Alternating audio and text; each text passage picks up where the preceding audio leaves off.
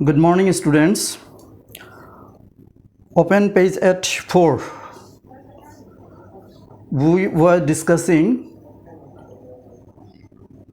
the last lesson. Open page at 4, paragraph beginning with while I was wondering about it all. While I was wondering about it all, M. Hamel mounted his chair and in the same grave and gentle tone which he had used to me said, "My children, this is the last lesson I shall give you. The warder has come from Berlin to teach only German in the schools of Alsace and Lorraine. The new master comes tomorrow. This is your last French lesson. I want you to be very attentive. I want you to be very attentive." ভালকৈ চোৱা, মই কথাখিনি বৰ খৰকৈ ক'বলগীয়া হয় কাৰণ কম সময়ৰ ভিতৰত ভিডিঅ'টো কৰিবলগীয়া হয়। আমি যোৱাকালি পাইছিলোঁ যে অল্ড হাউজাৰ তেওঁ এখন প্ৰাইমাৰ কিতাপ আনিছিল আৰু তেওঁৰ চশমা পিন্ধি তেওঁ প্ৰাইমাৰ কিতাপখন তেওঁৰ আঁঠুৰ ওপৰত মেলি চাই আছিল। তাৰ পিছৰ অংশ এইটো, while I was wondering about it all, মই এই সকলো কথা ভাবি যেতিয়া আচৰিত হৈছিলোঁ। কি সকলো কথা? যে বেলেগ দিন স্কুলত খুব হৈচৈ হুলস্থুল চলি থাকে, যি হৈচৈ হুলস্থুল ৰাস্তাৰ পৰাই শুনা যায়। তাৰপিছত দি টিচাৰ এম হেমেল, শিক্ষক এম হেমেলেও আজি বিশেষ ধৰণৰ পোচাক পৰিধান কৰি আহিছে আৰু ক্লাছত বেকবেঞ্চবোৰত গাঁৱৰ মানুহবোৰ আহি বহি আছে। এই ঘটনাবোৰ কিয় ঘটিছে এই সম্পৰ্কে মই যেতিয়া কথাবোৰ ভাবি আছিলোঁ সেই বিষয়ে তেওঁ কৈছে, while I was wondering about it all, মই এইবোৰ কথা ভাবি যেতিয়া আচৰিত হৈছিলোঁ, M Hamel mounted his chair, M হেমেলে তেওঁৰ চেয়াৰখনত বহিছিল and in the same grave and gentle tone which he had used to me said, তেওঁ খুব গম্ভীৰ আৰু ভদ্ৰ সুৰত, যি সুৰত অলপ আগতে তেওঁ মোৰ লগত কথা কৈছিল সেই একেই সুৰতে তেওঁ কৈছে, "My children, this is the last lesson I shall give you." মই তোমালোকক আজি লাষ্ট লেছন শিকাম। লাষ্ট লেছন মানে কিহৰ লাষ্ট লেছন? ফৰাচী ভাষাৰ লাষ্ট লেছন হ'ব। কালিৰ পৰা নিশ্চয় বেলেগ লেংগুৱেজ, কাৰণ আমি ইতিমধ্যে গম পাইছোঁ যে জাৰ্মানসকলে ফ্ৰান্সৰ এলছাছ আৰু লৰেইন অধিকাৰ কৰি লৈছে। গতিকে তেওঁলোকে এই দুখন স্কুলত নিশ্চয় বেলেগ শিক্ষা দিব। কি শিক্ষা দিব? ইয়াতেই আমি পাই আছোঁ, "My children, this is the last lesson I shall give you. The order has come from Berlin to teach only German in the schools of Alsace and Lorraine." এলছাছ আৰু লৰেইনৰ স্কুলত মাত্ৰ জাৰ্মান ভাষাহে শিকোৱা হ'ব, জাৰ্মান লেংগুৱেজ শিকোৱা হ'ব। গতিকে আজি ফৰাচী ভাষাৰ শেষ লেছন, সেইকাৰণে কৈছে যে this is the last lesson I shall give you. তেতিয়াহ'লে কালিৰ পৰা নিশ্চয় এইবোৰ স্কুলত জাৰ্মান লেংগুৱেজ শিকোৱা হ'ব। আৰু কি কৈছে? The new master comes tomorrow, নতুন শিক্ষক অহাকালি আহিব। This is your last French lesson, আৰু এইটোৱে তোমালোকৰ ফৰাচী ভাষাৰ শেষ লেছন। গতিকে I want you to be very attentive, তোমালোকে খুবেই মনোযোগ দিবা। What a thunderclap these words were to me, এই শব্দবোৰ মোৰ মূৰত যেনিবা বিজুলী ঢেৰিকণি পৰাৰ নিচিনাকৈ, বজ্ৰপাত পৰাৰ নিচিনাকৈ, থাণ্ডাৰ ক্লেফ বজ্ৰপাত পৰাৰ নিচিনাকৈ অনুমান হ'ল। Oh, the wretches, that was what they had put up at the town hall. এতিয়া তেওঁৰ মনত পৰিছে যে সেইকাৰণেতো টাউন হলৰ সন্মুখত ইমান মানুহ ভিৰ খাই আছিল। তেওঁ সেই মানুহবোৰক কি কৈছে? অহ, দি ৰেচেছ, অহ দুৰ্ভগীয়া মানুহবোৰ, দুৰ্কপালীয়া মানুহবোৰ। সেইকাৰণেইতো তেওঁলোকে টাউন হলত ন'টিছ ব'ৰ্ড চাবলৈ ভিৰ কৰিছিল, গোট খাইছিল। See next, my last French lesson. Why? I hardly knew how to write. I should never learn anymore. তেওঁ এতিয়া কৈছে, তেতিয়াহ'লে মোৰ ফৰাচী ভাষাৰ আজি শেষ লেছন। মই দেখোন ভালকৈ লিখিবলৈ শিকাই নাই। I hardly knew how to write. I should never learn anymore. তেতিয়াহ'লে মই ফৰাচী ভাষাটো আৰু পিছলৈ শিকাৰ কাৰণে কোনো সুযোগেই নাপাম। I must stop there. I must stop there then. আৰু মই তেতিয়াহ'লে ইমানতে শেষ। Oh, how sorry I was for not learning my lessons. আৰু মোৰ পাঠবোৰ মই নপঢ়াৰ কাৰণে নিশিকাৰ কাৰণে মোৰ দুখ লাগি গ'ল। For seeking verse X, পাঠবোৰ কিয় পঢ়া নাছিলোঁ, কিয় মনোযোগ দি স্কুলত পঢ়া শুনা কৰা নাছিলোঁ, কাৰণ মই কি কৰিছিলোঁ? For seeking verse X, চৰাইৰ কণী বিচাৰি ফুৰিছিলোঁ।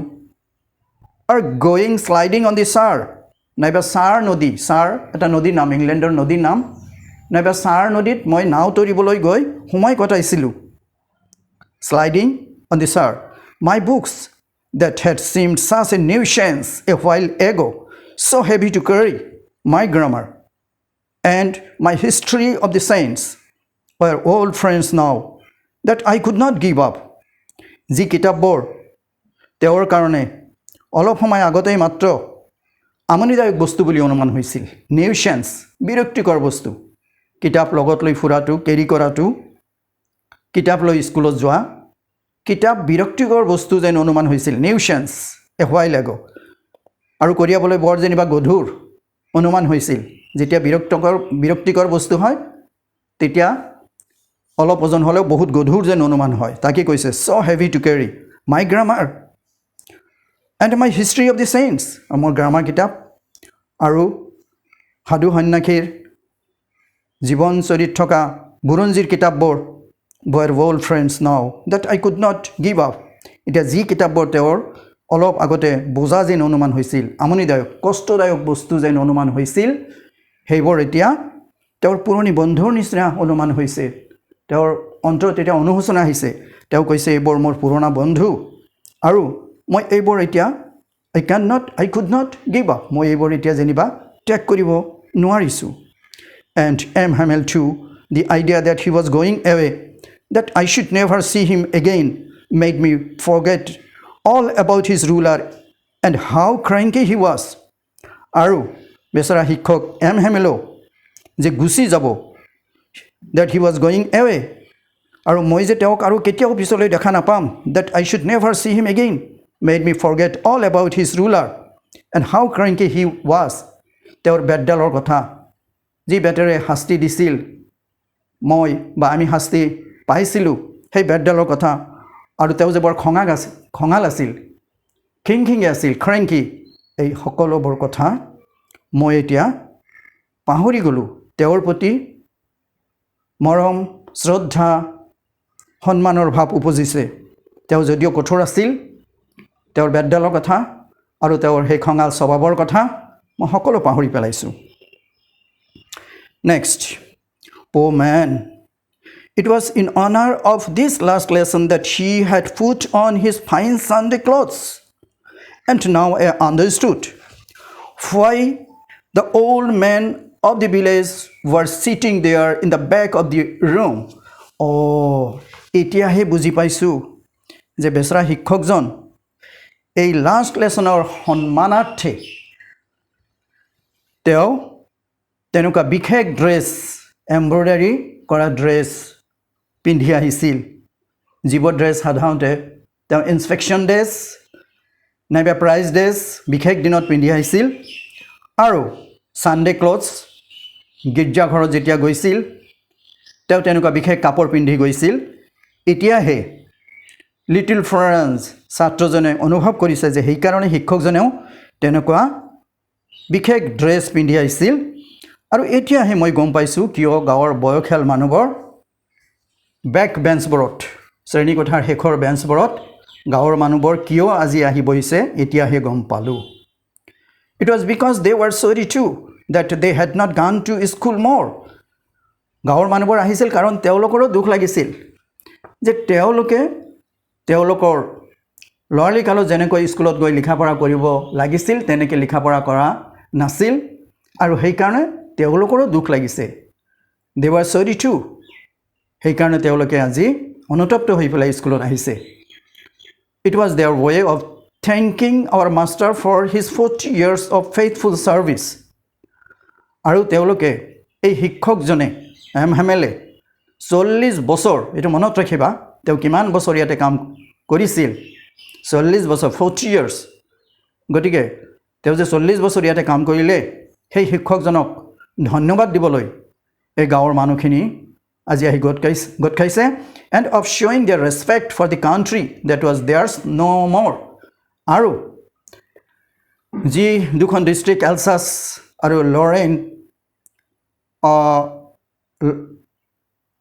প্ৰুছিয়ান সকলে অধিকাৰ কৰি ললে যি দেশ আৰু তেওঁলোকৰ হৈ থকা নাই সেই দেশখনৰ প্ৰতি সেই দুখন ডিস্ট্ৰিক্টৰ প্ৰতি সন্মান যাচিবলৈ আৰু টিচাৰজনক ধন্যবাদ দিবলৈ আজি গাঁৱৰ মানুহবোৰ আহি ইয়াতে উপস্থিত হৈছে গতিকে এইটো প্ৰশ্ন হ'ব পাৰে যে গাঁৱৰ মানুহবোৰ why the village people did assemble or did come to the last class উত্তৰবোৰ তোমালোকে প্ৰিপেয়াৰ কৰিবা যে তেওঁলোকৰ শিক্ষকক সন্মান যাচিবলৈ ধন্যবাদ যাচিবলৈ দেশখনৰ প্ৰতি সন্মান দিবলৈ সন্মান দেখুৱাবলৈ তেওঁলোকে আজি লাষ্ট বেঞ্চত আহি বহিছে see next paragraph while I was thinking of all this I heard my name called যেতিয়া মই এই সকলো কথা ভাবি আছিলো যে গাঁৱৰ মানুহবোৰ কিয় আহিছে শিক্ষকজনে কিয় এনেকুৱা ড্ৰেছ পিন্ধি আহিছে আজি স্কুলখন ইমান নীৰৱ কিয় তেওঁ এই সকলো কথা যেতিয়া ভাবি আছিল তেতিয়াই তেওঁৰ নাম শিক্ষকজনে মাতিলে it was my turn to recite আমি জানো গ্ৰামাৰ ক্লাছ চলি আছে পাৰ্টিসিপলৰ ক্লাছ চলি আছিল গতিকে এতিয়া তেওঁৰ পালা পৰিছে এতিয়া তেওঁ মুখস্থ মাতিব লাগিব পাৰ্টিসিপলৰ নিয়মখিনি আমি জানো তেওঁৰ পাৰ্টিসিপলৰ পৰা হোৱা নাই কি হ'ব অৱস্থা what would I not have given to be able to say that dreadful rule for the participle all through very loud and clear and without one mistake তেওঁৰ মনত খুব অনুশোচনা আহিছে সেইকাৰণে তেওঁ কৈছে যে কোনোবাই যদি তেওঁক এই পাৰ্টিসিপলৰ নিয়মখিনি একদম প্ৰথমৰ পৰা শেষলৈকে অল থ্ৰু প্ৰথমৰ পৰা শেষলৈকে very loud and clear বৰ জোৰে জোৰে কৈ আৰু স্পষ্ট কৈ and without one mistake আৰু এটাও ভুল নোহোৱাকৈ যদি কোনোবাই কোৱাৰ কাৰণে মুখস্থ মাতাৰ কাৰণে তেওঁক কোনোবাই যদি ক্ষমতা দিলেহেঁতেন তেতিয়াহ'লে তাৰ বিনিময়ত তেওঁ সেইজন মানুহক কি নিদিলেহেঁতেন কি পুৰস্কৃত নকৰিলেহেঁতেন তেওঁ সেইটো কথা কৈছে যে কোনোবাই যদি তেওঁক এনেকুৱা ক্ষমতা দিলেহেঁতেন যে তেওঁ পাৰ্টিসিপলৰ নিয়মখিনি একদম প্ৰথমৰ পৰা শেষলৈকে খুব ভালকৈ very loud and clear আৰু এটাও ভুল নোহোৱাকৈ without one mistake যদি ক'ব পাৰিলেহেঁতেন তেতিয়াহ'লে সেইজন মানুহক তেওঁ কি নিদিলেহেঁতেন তাৰমানে যিমান দূৰ সম্ভৱ তেওঁ ডাঙৰ কিবা পুৰস্কাৰ দি তেওঁক সন্তুষ্ট কৰিলেহেঁতেন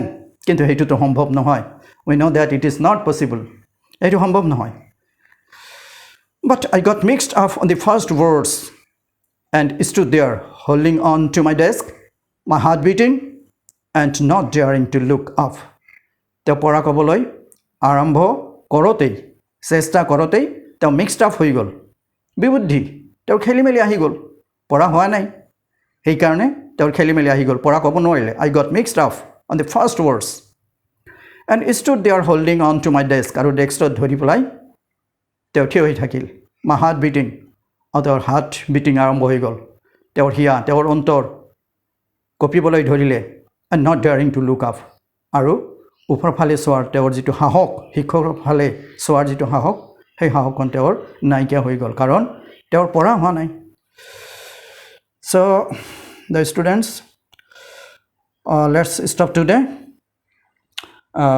I shall take up the remaining portion next day so this is the end of today's class thank you